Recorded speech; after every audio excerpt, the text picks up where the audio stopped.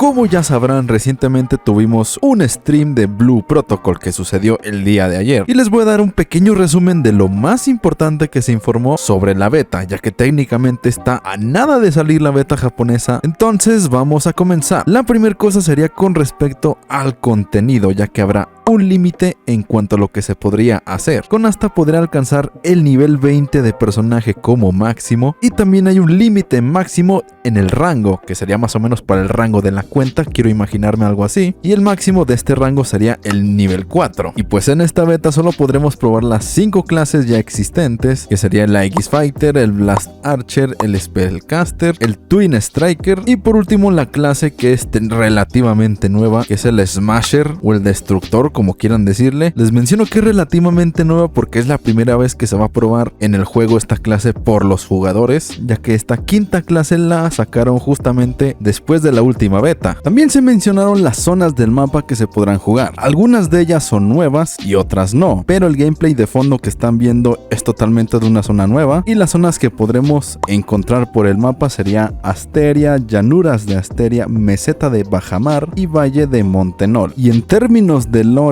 en el juego, solamente estará disponible el capítulo 1 de la historia. Esto refiriéndome con la historia principal, y para las misiones de mundo las podemos encontrar obviamente mientras vayamos explorando en el mapa y en el tablero de misiones. Y de igual forma estas misiones solo llegan hasta el capítulo 1. No sé de qué tanto se relacionen directamente las misiones de mundo con las misiones de la historia principal. De eso no había mucha información. Y la beta comenzará el 31 de marzo en Japón a las 14 horas. Pero como yo vivo en México y hay una diferencia horaria de 15 horas, por lo tanto en México sería más o menos y empezaría el 30 de marzo para nosotros los de LATAM, y el horario también depende de la ubicación de donde tú seas. Además de que también se mostró una montura de lobo, y al parecer esta la prestarán a todos los jugadores de la beta, y entre otras cosas como algunas pociones, tintes y demás cositas. Y como en casi todas las betas, habrá un lapso de tiempo donde se podrá subir de nivel más rápido, habrá más dropeo de objetos, y en este caso en Blue Protocol podremos fabricar más armas dándonos un descuento del 10%. Y con respecto a la creación de personajes, con el benchmark anterior podrás exportar tu personaje y añadirlo a esta beta para poder utilizarlo. Me imagino que si esto llega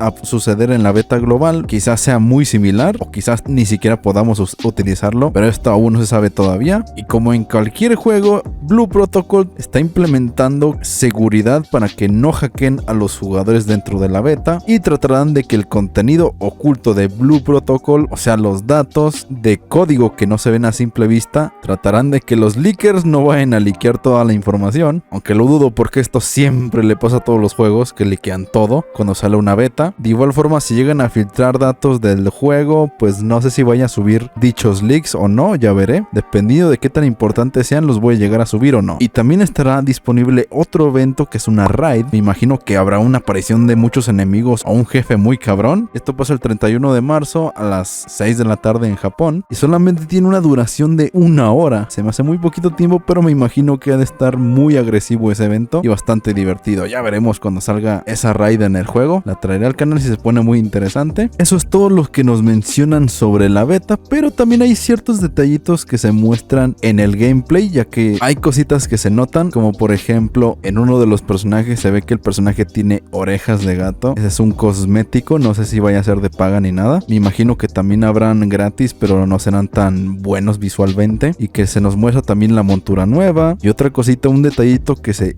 llega a no notar bastante, es en el cabello de los personajes, que tienen distintos colores en el cabello. Les menciono esto porque creo que a otras personas, además de a mí, les interesa esto en el diseño de nuestro personaje. Y pues se ve que cuando salga el juego van a haber muchas variaciones en los cabellos. Y en cuanto a los colores que le podemos llegar a dar, incluso copetes, dándole un color distinto a un copete y a otro. Todavía muchísimo que se puede sacar por ahí, además de las diferentes vestimentas que se le notan a los personajes que están usando en el gameplay. Y ese es el resumen que les puedo dar con respecto a todo el stream, de lo que se puede hacer y los pequeños detalles que se muestran en el gameplay, si es que no te llegaste a dar cuenta. Así que si no quieres perderte de futuros videos de Blue Protocol, te recomiendo que te suscribas al canal. Y sin más que decir, yo soy Gordito Kyun y nos vemos en un próximo video y adiós.